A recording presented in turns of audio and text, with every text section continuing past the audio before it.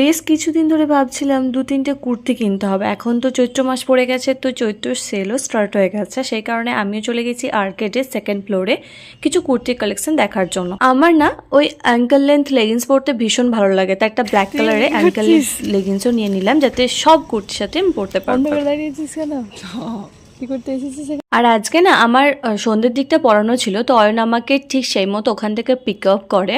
আজকে আমি একদম রেডি না হয়ে বাইরে বেরিয়ে গেছি, আমার মুখ চোখ দেখলেই তোমরা বুঝতে পারবে। আর আজকে ওয়েদারটা দারুণ ছিল, মানে ভীষণ ভীষণ ভীষণই সুন্দর। তো কুর্তি কালেকশানগুলো অসম্ভব ভালো ছিল আমরা যে দোকানটা গিয়েছিলাম, এবং কুর্তিগুলো মাত্র 180 টাকা করে।